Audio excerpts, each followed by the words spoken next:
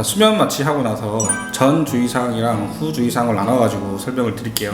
저희 치과에서는 수면 치료를 하기 위해서 소위 대장내시경이나 위내시경에서 쓰는 동일한 약물인 미다졸람이라는 약물을 이용해서 수면 치료를 하게 되는데요. 처음에 수면 치료를 받기 위해서 치과를 왔을 때 의사한테 병이 있거나 그랬을 때 다 얘기를 해주셔야 됩니다. 특히 천식이나 폐렴, 그리고 기관지에 문제가 있는 분들이나 그 다음에 폐 간질환 이런 것들은 다 얘기해 주셔야 되고, 심지어는 정신과적인 약을 먹는 것도 저한테 얘기해 주셔야 됩니다. 이게 나중에 미다졸람이라는 약을 쓰게 되는데 그 약을 쓸 때 성분이나 혹은 용량을 정정할 때 그게 도움이 되기 때문입니다.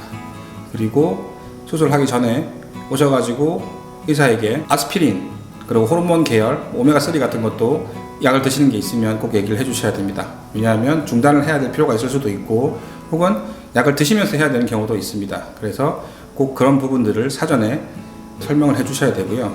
이거는 수술에 관련된 주의사항이기도 한데요. 수술하기 일주일, 2주 전부터 꼭 금주 혹은 금연에 대한 이행이 필요합니다. 금주는 꼭 2주까지는 필요 없는데 금연 같은 경우에는 니코틴 자체가 잇몸에 붙어가지고 이 정도 붙어있는 연구 결과가 있기 때문에 2주 전부터 금연을 하는 것이 좋고요. 그리고 술 후에도 2주 정도를 금연을 하는 것이 나중에 도움이 됩니다. 자, 수면 마취 하는 날 그 전날부터 8시간의 금식이 필요합니다. 이거는 위내시경이나 대장내시경 할 때도 동일한 주의사항 같은 걸 들으셨을 텐데 그 이유가 치과랑은 좀 다릅니다. 치과에서는 수술을 하다가 구역질이 나는 경우가 생길 수 있는데 그 구역질이 났을 때 토를 하게 됩니다. 토를 하게 되면 위에 뭔가가 있게 되면 그것이 나중에 입으로 넘어오게 되고, 그게 잘못되었을 때 폐로 넘어가게 되면 흡입성 변형 같은 합병증을 발생시킬 수 있기 때문인데요. 이때 이제 사람들이 잘 판단하는 게 우유 같은 게 건더기 있는 음식입니다. 맑은 물 혹은 아메리카노 같은 커피 같은 것들이 건더기가 없는 겁니다. 누구나 생각해도 건더기 있는 것들은 당연히 안 되고요. 우유 같은 거나 딸기 우유 같은 것도 건더기 있는 거라고 판단하셔야 됩니다. 그리고 아메리카노나 물 같은 것들은 굳이 8시간까지 금식할 필요는 없지만 그래도 서너 시간 전에는 안 드시는 게 좋습니다. 물이라고 하더라도 구역질 할 때 올라올 수 있기 때문에 구역질을 하더라도 헛구역질이 되는 게 수술할 때는 훨씬 안전하기 때문입니다. 자, 수술을 하기 전에 한 일주일 정도 전부터 일부 며칠에 따라서 중지해야 되는 약들이 있습니다.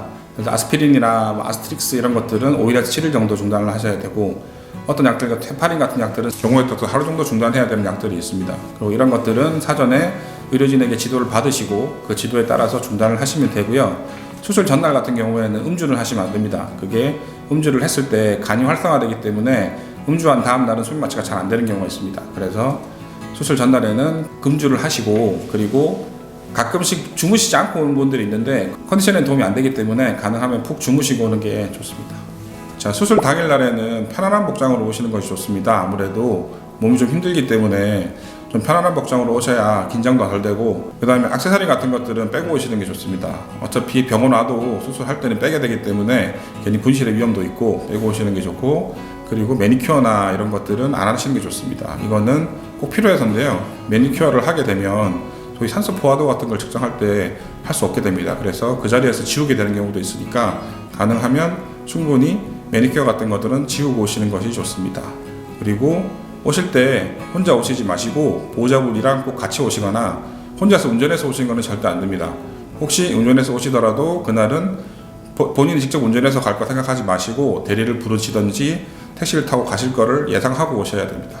자, 수면 치료 후 주의사항은 미다졸람을 쓰게 되면 선행성 기억 상실이 있기 때문에 그날 기억이 잘 나지 않습니다. 그래서 특별한 기억이 필요한 활동 같은 거는 자제하시는 게 좋고요. 특히 회의 같은 거, 중요한 일 같은 것도 당연히 안 하시는 게 좋습니다.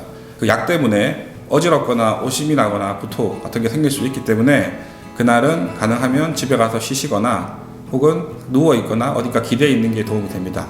그리고 경우에 따라서는 다리에 힘이 풀리거나 정밀한 운동 같은 게 되지 않기 때문에 그런 건 안 하시는 게 좋고요. 누워 있거나 하시는 것이 좋습니다. 그리고 3시간 후에 식사를 하시게 되는데 식사를 하실 때에는 너무 무거운 음식은 드지 마시고 가벼운 죽이나 그런 것들 위주로 음료수 같은 걸 드시고, 그리고 물 같은 걸 많이 드시면 결국에 미다졸람은 다 소변으로 나오게 되기 때문에 좀 더 빨리 깨는 데 도움이 될 수 있습니다. 보호자분과 꼭 같이 혹은 누군가의 도움을 통해서 집에 가시고, 집에 가셔서는 누워 계시거나 기대에 있는 것이 그날 회복에 도움이 될 수 있습니다.